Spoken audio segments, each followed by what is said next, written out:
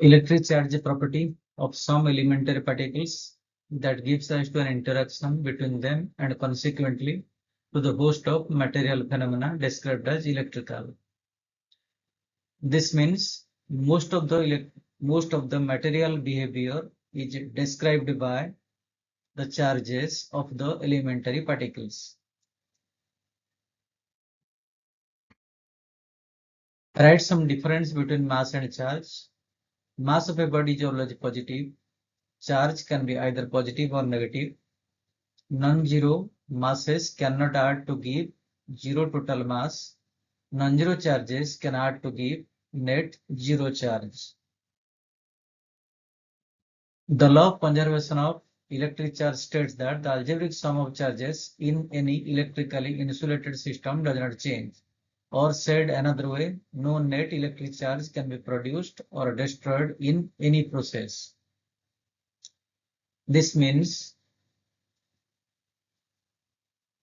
the electrically insulated system is the system for which there is no transfer of charge between the system and the surrounding.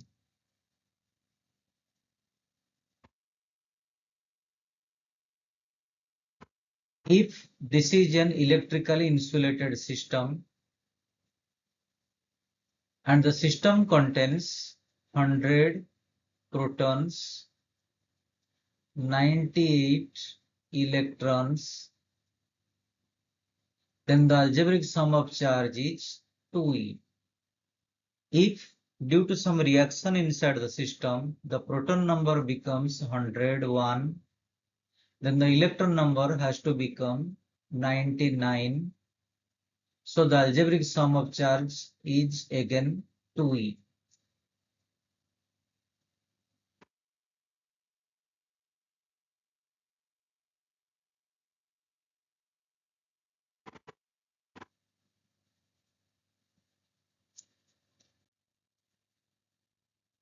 According to Robert Millikan, the charge of any body is of the form Q is equal to Ne, where N is an integer and E is the elementary charge or quantum of positive charge, which is the magnitude or absolute value of charge of a proton or of an electron, and this is also the natural unit of charge. Considering E is equal to 1.6 10 to the minus 19 Coulomb, so whether a body can have a charge of 3.4 10 to the minus 6 Coulomb or not. N is equal to Q by E, putting the corresponding values, and after division we get N is equal to 34 into 625 into 10 to the 9, which is an integer, so the given charge is possible.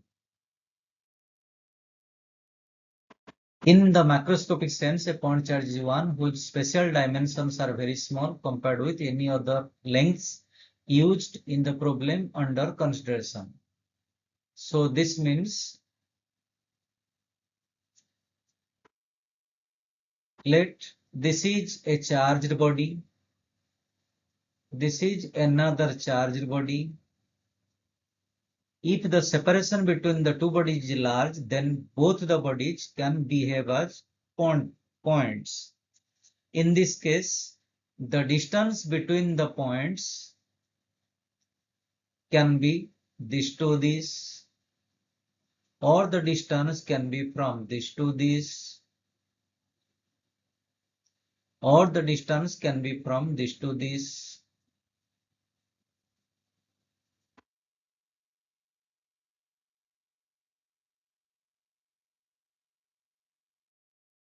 Let Q1 and Q2 are 2-point charges placed in vacuum. R12 vector is the position vector of Q1 with respect to Q2. Then by Coulomb's law, the electrostatic force on Q1 by Q2 is given by F12 vector equal to 1 by 4 pi epsilon 0 Q1 Q2 by R12 square R12 cap, or 1 by 4 pi epsilon 0 Q1 Q2 by R12 cube R12 vector.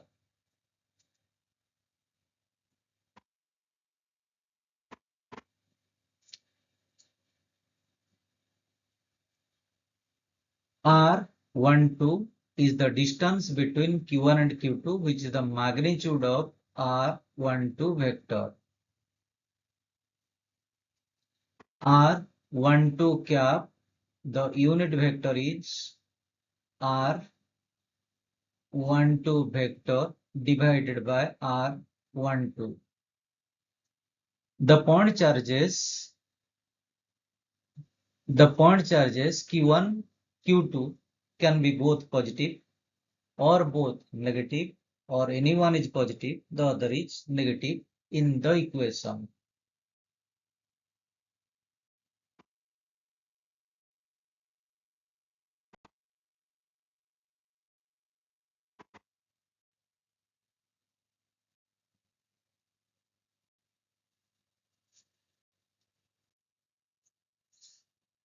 Here 1 by 4 pi epsilon 0 is Coulomb constant and epsilon 0 is electric permittivity of vacuum.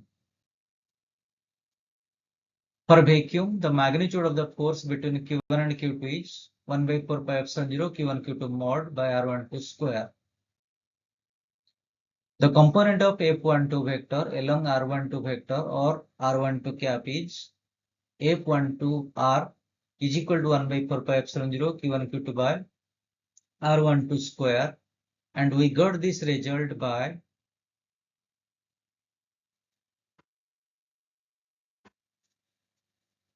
taking the dot product of F12 vector with R12 cap.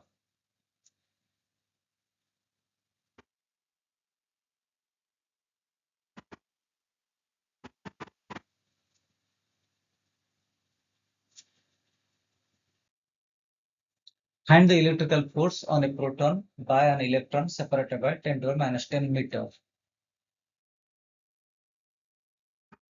Q1 is here, the proton. Q2 is here, the electron. The separation is 10 to the minus 10 meter. The electrostatic force on Q1 by Q2 is 1 by 4 pi epsilon 0 Q1 Q2 by R12 square R12 cap. Putting the values, we get this is minus 9 into 1.6 square into 10 to the minus 9 Newton R12 cap. R12 cap is unit vector directed from Q2 to Q1, and the force is opposite to R12 vector. The force is towards the electron, so the force is attractive. There is another method to solve the above problem. The magnitude of the electrostatic force is F is equal to 1 by 4 pi epsilon 0 Q1 Q2 mod by R square. Putting the value, we get this is the result, and the force is attractive directed towards the electron. Let epsilon is electric permittivity of a dielectric, epsilon 0 is electric permittivity of vacuum. Then the dielectric constant or the relative permittivity or the dielectric coefficient is epsilon by epsilon 0. K is more than 1 for any dielectric, K is equal to 1 for vacuum. The magnitude of electrostatic force between two point charges in vacuum is F0, and the magnitude of electrostatic force between the two charges placed similarly in a dielectric is 1 by 4 pi epsilon Q1 Q2 mod by R square. Since epsilon is equal to K epsilon 0, the force is F equal to F0 by K, or K is equal to F0 by F.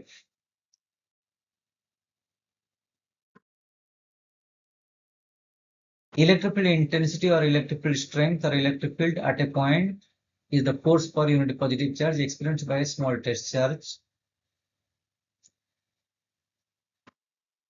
If F vector is the electrostatic force on a small test charge Q at a point, then the electric field intensity at that point is F vector by Q. The test charge Q can be negative or positive. If a proton at a point experiences electrostatic force of 1.6 10 minus 22 Newton I cap, an alpha particle at a point experiences electrostatic force of 1.6 10 minus 22 Newton I cap, what is the electric field intensity?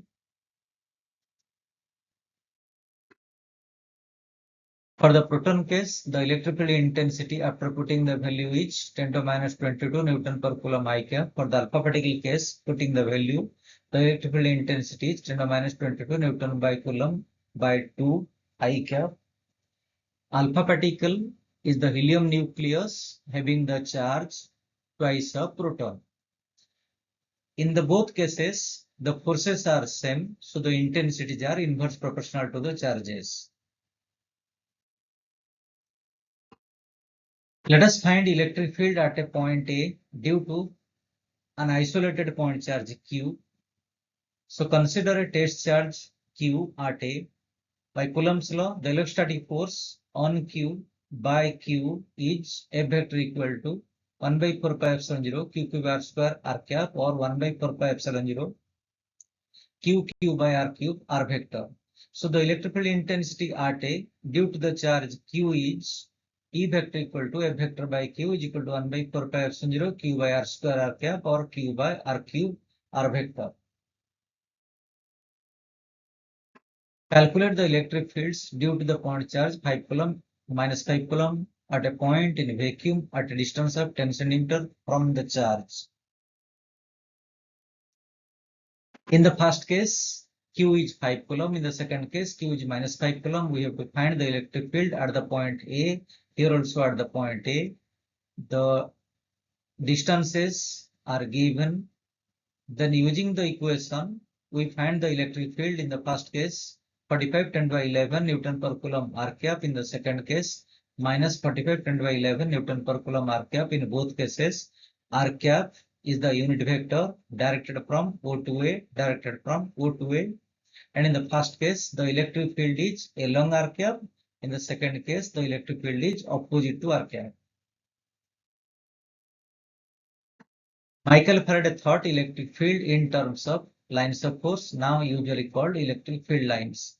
An electric field line is an imaginary line or curve drawn through a region of space so that the tangent to the line or curve at any point gives the direction of electric field strength at that point, which means if this is a field line, at this point we find the direction of electric field along the tangent.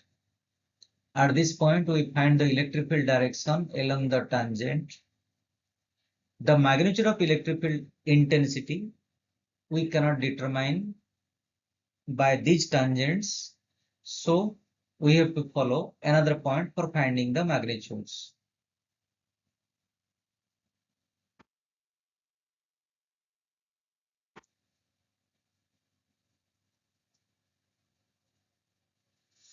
The lines of force are drawn so that the number of lines per unit area measured in a plane perpendicular to the lines in the neighborhood of a point is proportional to the magnitude of electric field strength at that point.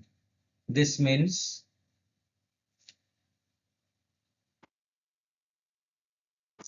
this is let an electric field line, this is another field line, this is another field line, this is another field line.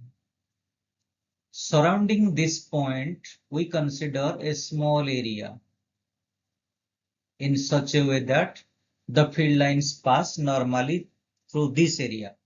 If this area is dA, the number of lines passing through this area is dN. Here 4.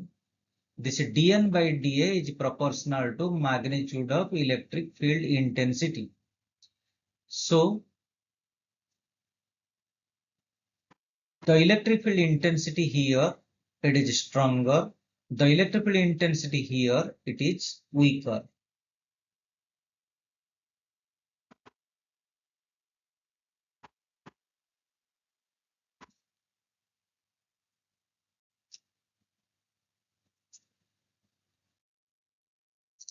The electric field lines extend away from positive charge where they originate and toward the negative charge where they terminate. The electric field lines never intersect because if two lines will intersect, then at the point of intersection there will be two tangents to show the direction of electric field, which is not possible.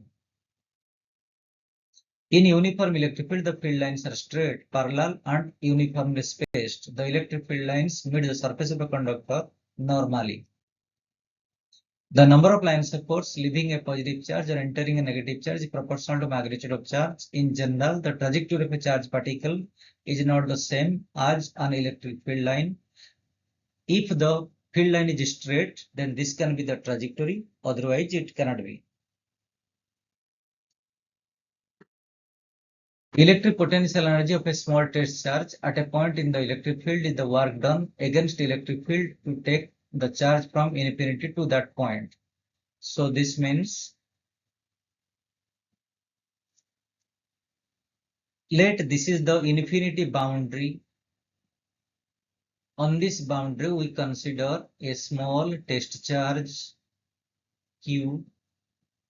Let the charge is brought to the point P in the electric field along any path.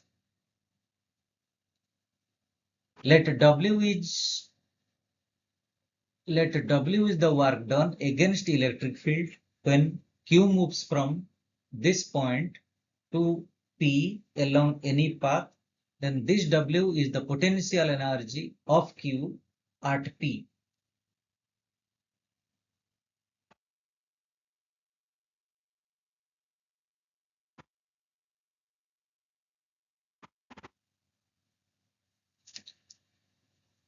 For Q charge, the work done is W.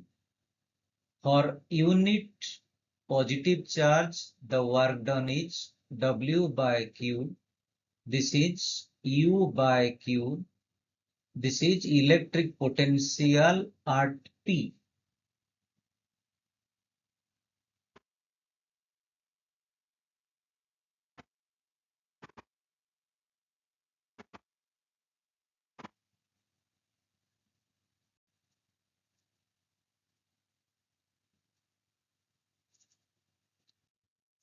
So the electric potential is U by Q or W by Q.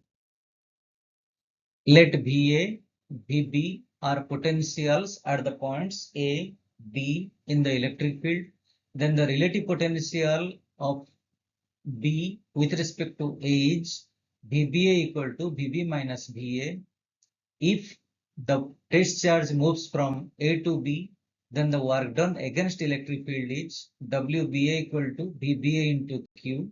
That is coming UB minus UA, where UB is the potential energy of Q at B and UA is the potential energy of Q at A. What is the work done by against electric field when an electron moves from a point where the potential is 10 volt to another point where the potential is 50 volt. VA 10 volt, VB 50 volt, Q given electron charge. Work done against electric field is final potential energy minus initial potential energy, or final potential minus initial potential into the charge. Work done by the electric field is negative of the previous work done. Let us find electric potential at a point A due to an isolated point charge Q. So we consider a small test charge Q at A. By Coulomb's law, the electrostatic force on Q by Q is A vector equal to 1 by 4 pi epsilon 0 Q by R square I cap. I cap is a unit vector directed from O to A. If Q moves from A to B through displacement dr vector equal to dr I cap, then the work done by the electric field on Q is dw dash equal to F vector dot dr I cap, and the work done on Q against electric field is dw is minus dw dash. So the total work on Q done against electric field when Q moves from infinity to A is integration dw. This gives 1 by 4 pi epsilon 0 Q by R. This W is U minus U infinity. U means potential energy of Q at A. U infinity means potential energy of Q at infinity. We do not know the value of U infinity. That is why U value is also not known to us. If we assume u infinity is equal to 0, then u equal to 1 by 4 pi epsilon 0 q by r. So the electric potential at A is 1 by 4 pi epsilon 0 q by r. For this formula, we consider the infinity to be the zero level potential. Calculate the electric potential due to the charge 5 Coulomb at a distance of 10 centimeter, and in the second case due to minus 5 Coulomb at a distance of 10 centimeter.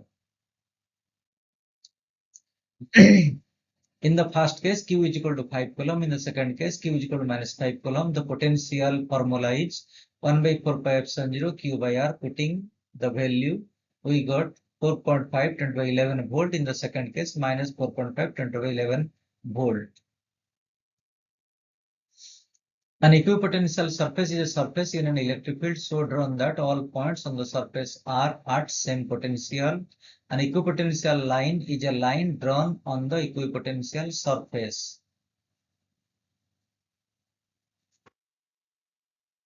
Let this is an equipotential surface. At this point, what is the potential? At this point, same potential. At this point, same potential. So this line is called equipotential line.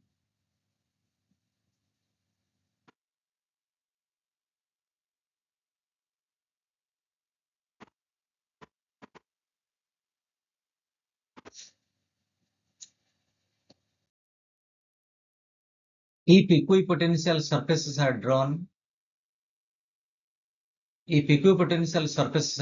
such that the potential difference between adjacent surfaces is constant, then the surfaces are closer together where the field is stronger.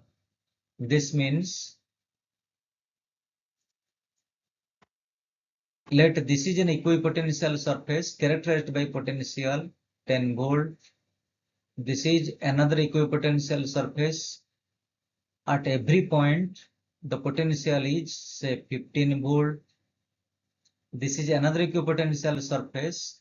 Everywhere the potential is 20 volt. Then in this region, the electric field is stronger, and in this region, the electric field is weaker.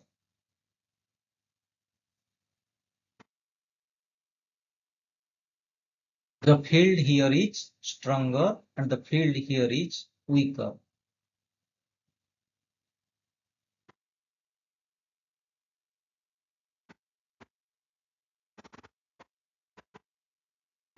In case of isolated point charge in a uniform medium, the equipotential surfaces are concentric spheres with the charge at the center.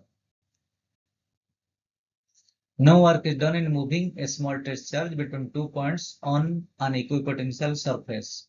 Two different equipotential surfaces never intersect, because if they intersect at the point of intersection, there will be two different values of potential, which is not possible. In uniform electric field, equipotential surfaces are equally spaced, parallel planes, and perpendicular to the electric field lines or electric field. The field lines are perpendicular to the equipotential surface where they cross. In general, the electric field is not the same at all points on an equipotential surface. Let us find the relation between electric potential and electric field. Let at the point A, the electric field intensity is E vector. Through the point A, let us consider the equipotential surface, which is characterized by potential V. Consider another equipotential surface, which is characterized by potential V plus delta V. Consider a test charge Q that moves from A to B. Let the displacement is delta R vector. So delta R vector is delta R R cap. R cap is unit vector directed from A to B. Delta R is component of delta R vector along R cap. Then the work done against electric field is delta W is equal to minus QE vector dot delta R vector. So this result is minus QER delta. ER is E vector dot R cap is the scalar component of E vector along R cap. But delta W is final potential minus initial potential into the charge. So equating this equation with this equation, we get ER equal to minus delta V by delta R. If the equipotential surfaces are very much close to each other, then ER is equal to minus dV by dr. The three components of E vector along the coordinate axis are Ex equal to minus del V by del X, Ey equal to minus del V by del Y, Ez equal to minus del V by del Z. These are the partial derivatives. Multiplying I cap in this equation, J cap in this equation, K cap in this equation, and adding the three equations, we get E vector is equal to minus del operator V or minus nabla operator V or negative of potential gradient. The del operator is I cap del by del X plus J cap del by del Y plus K cap del by del Z. The electric potential at a point XYZ is V equal to given. Find the electric field at the point minus 2 meter, 3 meter, 4 meter. E vector is negative gradient of potential. When del by del X is operated, then we consider Y and Z to be constant. When del by del Y is operated, we consider X and Z to be constant. When del by del Z is operated, we consider X and Y to be constant. So using the derivatives, we get the result. After putting the value of X, Y, Z, we get this is the final result.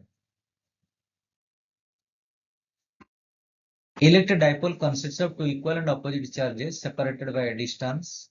The strength of the dipole measured by the dipole moment or the electric moment of the dipole, which is the product of magnitude of either charge and the position vector of the positive charge with respect to the negative charge. So the dipole moment is a vector quantity. It is directed from negative charge to positive charge. Q is the magnitude of this charge. Also, Q is the magnitude of this charge. And 2L vector is position vector of Q with respect to minus Q. Let us find electric field and potential at the end point D due to the dipole. The charge plus Q produces electric field E plus vector at D given by 1 by 4 pi epsilon 0 Q by R plus L whole square n cap, and the electric field at D due to the charge minus Q is E minus vector equal to 1 by 4 pi epsilon 0 minus Q by R minus L whole square n cap, where n cap is the unit vector directed from A to B. After simplification, we get E vector equal to 1 by 4 pi epsilon 0 2R P vector by R square minus L square whole square. The electric potential RD due to the charge plus Q is 1 by 4 pi epsilon 0 Q by R plus L. The electric potential RD due to the charge minus Q is 1 by 4 pi epsilon 0 minus Q by R minus L. Adding these two, we get 1 by 4 pi epsilon 0 minus P by R square minus L square. The potential is negative because the point D is nearer to negative charge, which has more influence at D than plus Q. For ideal or point dipole R much greater than L, then the equation become like this.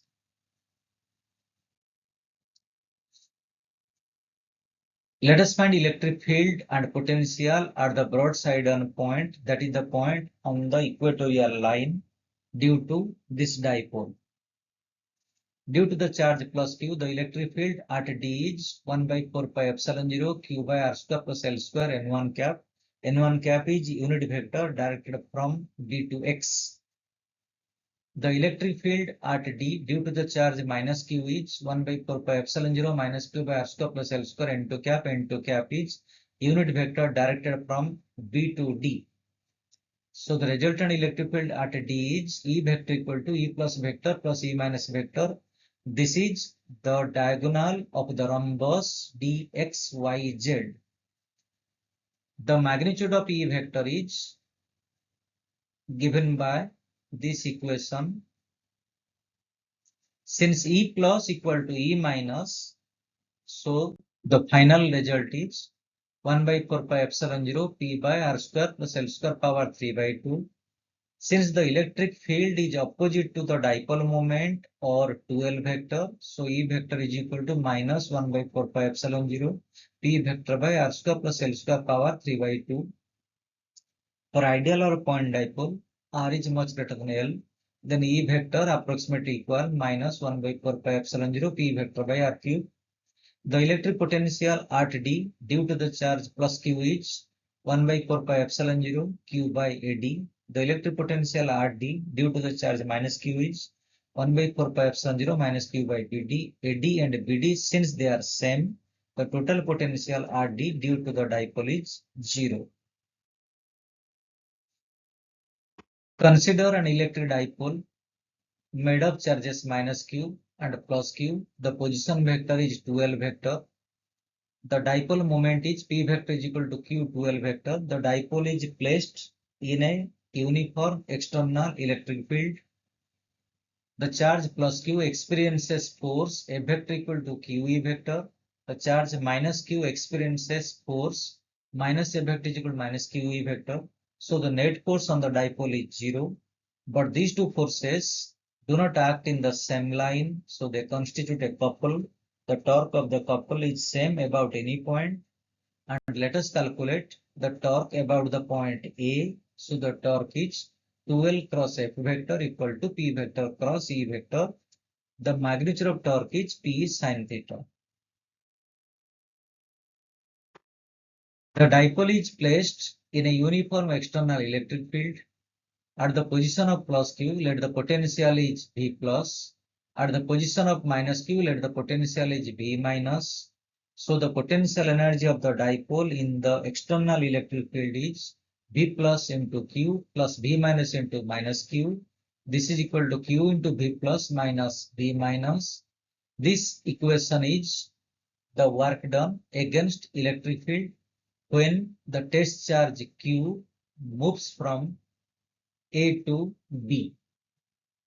So this is equal to minus QE vector dot 2L vector. This is equal to minus P vector dot E vector. So U equal to minus P cos theta.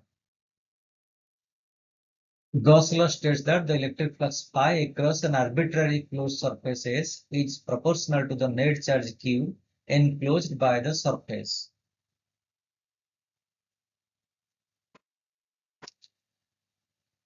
Let this is a closed surface S. It encloses the point charge Q1, another point charge Q2, another point charge Q3, a point charge Q4 is outside S. Then according to Gauss law, the electric flux through S is Q1 plus Q2 plus Q3 divided by epsilon 0.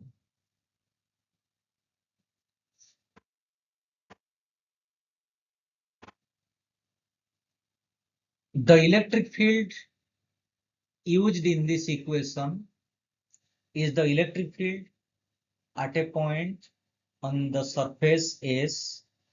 The electric field is due to Q1, Q2, Q3, or the electric field is due to Q1, Q2, Q3, and Q4.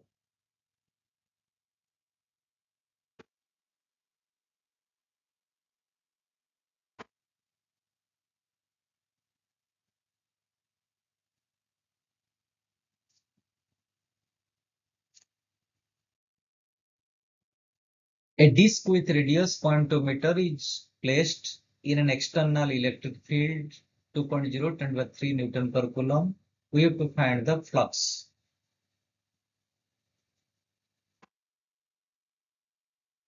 The electric flux across a surface is integration E vector dot ds vector.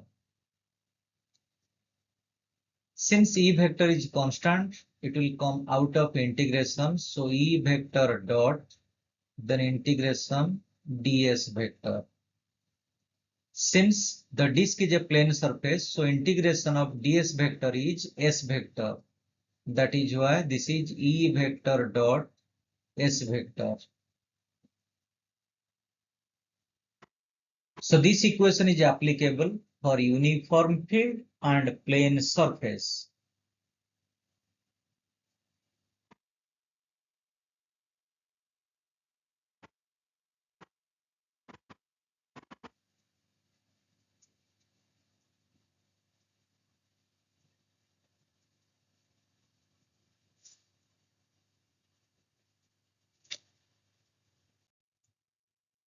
So the flux is E vector dot s vector, and the angle 30 degree is the angle between the area vector s vector and electric field E vector.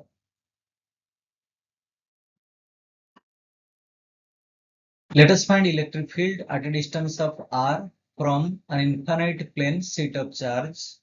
A convenient Gaussian surface is a pillbox which is of length 2r and cross-sectional area A. There is no contribution to the flux from the curved surface. The only contribution is from the two end caps, which is phi equal to En into 2a. According to Gauss law, this phi is equal to enclosed charge by epsilon 0. Enclosed charge is eta A, where eta is the surface density of charge. Then En equal to eta by 2 epsilon 0 and E vector equal to eta by 2 epsilon 0. En is component of electric field directed normally away from sheet, and n cap is the unit vector directed normally away from the sheet.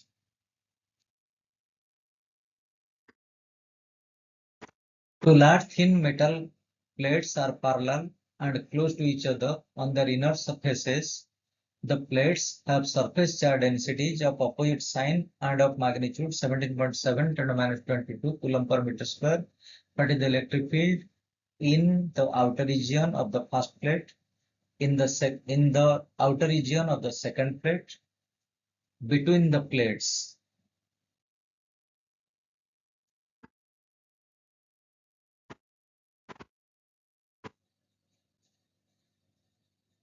Let this is the positive plate and this is the negative plate. On the left side of this left plate, there is no charge. So all the charge resides on the right surface. Similarly, there is no charge on the right surface of this right plate, and all the charge resides on the left surface. Here, eta 1 is equal to sigma 1. Sigma is the surface density of charge on this right surface.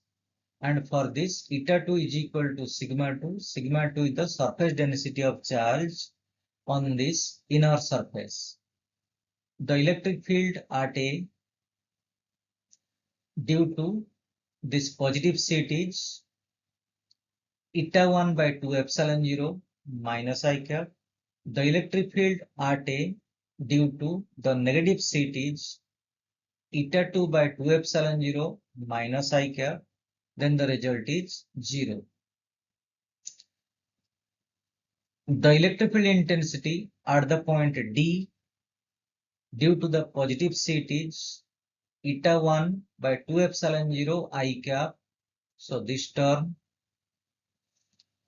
the electric field intensity at D due to the negative sheet is eta 2 by 2 epsilon 0 I cap. So the net field here also 0. Then between the two plates, the electric field at B due to this positive sheet is eta 1 by 2 epsilon 0 I cap. Due to this negative sheet at B, the electric field is eta 2 by 2 epsilon 0 minus I cap. So the result is 2 into 10 to minus 10 Newton per Coulomb I cap.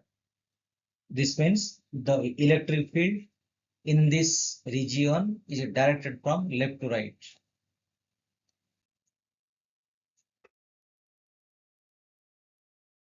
Let us find electric field at the point P, which is outside a thin spherical shell of charge. The shell has charge Q and radius R. Consider a Gaussian surface, spherical Gaussian surface through P. The Gaussian surface has radius smaller, so the flux through S is ER 4 pi r square. ER is component of electric field directed radially outward. By Gauss law, the flux is the enclosed charge by epsilon 0, that is Q by epsilon 0. So this gives ER is equal to 1 by 4 pi epsilon 0 Q by r square. Q is equal to sigma into 4 pi r square. Sigma is the surface density of charge. Now ER is equal to 1 by 4 pi epsilon 0 sigma into 4 pi r square by r square. It is equal to sigma r square by epsilon 0 r square. So the electric field is 1 by 4 pi epsilon 0 Q by r square r cap, or sigma r square by epsilon 0 r square r cap. This equation says the cell behaves as a point charge at its center when we find electric field outside the cell. If the point P lies on the surface of the cell, then we replace capital R in place of small r. Let us find electric field at the inside point of the cell.